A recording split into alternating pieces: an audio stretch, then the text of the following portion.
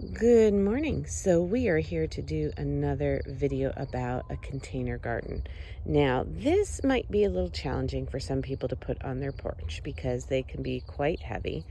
So, this is a water trough, and they've become kind of popular for gardening. And we experimented with three of them this summer. One of them is about the same height as this, but it's quite a bit narrower this way. And it was my neighbor moved, and we got it from her before she left, and it was an experiment. And then we went and bought two more. There's this one, and then there's another one on the other side of our yard that is the same size. The one thing I don't like about the one that our neighbor gave us is it doesn't have a plug in the bottom. So if you get too much water in it, you're kind of stuck. And the ones that we bought both have plugs in the bottom, and you're about to learn why that is very important.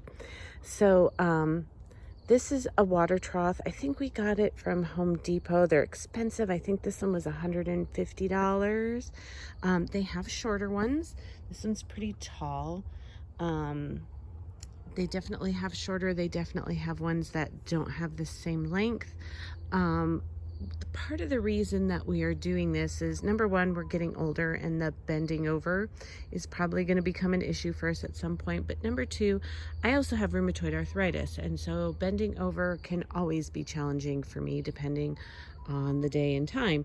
And so we're just experimenting with getting things more elevated. We've had a lot of raised beds in our garden for a long time, but they're not that raised. Like at most they're probably 8 to 10 inches, and probably a lot of them are only 6.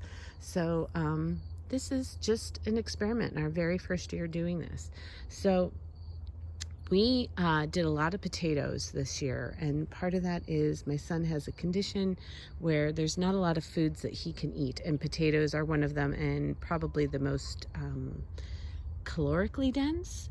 And some of the foods that he can eat, chicken and eggs are his only source of protein. And those can sometimes be hard to find because there's been this poultry flu thing, avian flu, that has been killing a lot of chickens. And there's certain types of chicken that we can't buy him because they have additives in them that he can't have. And so, we've just been trying to grow our own food just to keep him healthy and safe and well fed. And so this, in addition to, I did a previous video on growing potatoes in fabric bags. We grew them in fabric bags, we grew them in this bed, and then we grew them in our raised beds. They definitely did best in the raised beds, but the other things were an experiment. We learned, we'll probably do them again, but do things a little differently. So let me talk about this bed. So number one, when we filled it with soil for the first time, we probably should have had more soil. We put a lot of things that weren't yet decomposed. So we had some bags of leaves and some other things that we had been saving that we put in the bottom. We put some soil and some compost on top of that. I did not anticipate that it was going to settle that much. It has settled quite a bit. And so that might be problem number one. But problem number two was, let's see if we can come over here and show you. There is a plug right there. And I knew that that should probably be loosened, and I talked to my husband about that when we first planted things, and so he loosened them so that we thought things would drain, but lo and behold, it wasn't loosened enough. And so when we started planting things, we planted this all full of potatoes and a few onions and a few lettuces in here, and the plants immediately started not doing well, and I thought, oh gosh, I'm not watering them enough. And, I kind of stuck my finger down in the top inch or so of soil, and it felt really dry.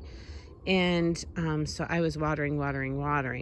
Well, lo and behold, it was not draining out the bottom. And I think because this is metal and it gets really hot in the sun in the summertime, that soil on the top dries out really, really quick. And I should have been digging down further. So when we figured out that the plug wasn't loose enough for the water to drain, it was way too late. Like all the potatoes had rotted, and like everything in here was just completely dead. And so we loosened that plug. All this really stinky, gross water came out, and I thought, okay, well, that's it. We can't do anything with this bed for the rest of the summer.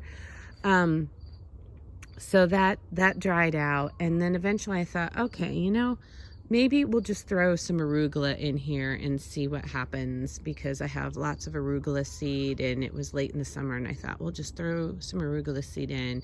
I'll start watering it again because we weren't putting any water on it, and we'll see what happens. Well, all these arugula plants came up, and they're starting to grow. But what's interesting is this is a potato. This is a potato. So the potatoes have recovered, and some of the onions have also come back. This is a potato as well. So I'm kind of baffled. The arugula has come up. Oh, one of the lettuces recovered, which is just blowing my mind just how hardy this stuff was, because it probably went for 6 weeks with no water, and it was stinking hot, and this is metal and it gets really super hot. So blowing my mind, y'all. So I might pull those potatoes at some point. I'm going to give them quite a bit more time, because really they've only been up for a couple, 3 weeks, maybe 2-3 weeks. Yeah, we'll just have to see how it goes. Now you will also see that there's a piece of tile in here. I saw something where a woman was growing in this style, and she said she watered the bed once, and then she covered anything that wasn't leafy and well, the soil wasn't well covered from the sun. She covered it with tile, and she never had to water again for the rest of the summer. So I had tried that experiment, and it's worth trying again in the future, but for now it didn't work, and that was just probably part of the watering problem more than anything else. But we're going to give it a go, maybe next summer as well. So anyway, this was our somewhat failed experiment with with our raised water trough. I'll do another video on our other raised trough that did better, and we'll talk about that another time. All right, take care. Bye.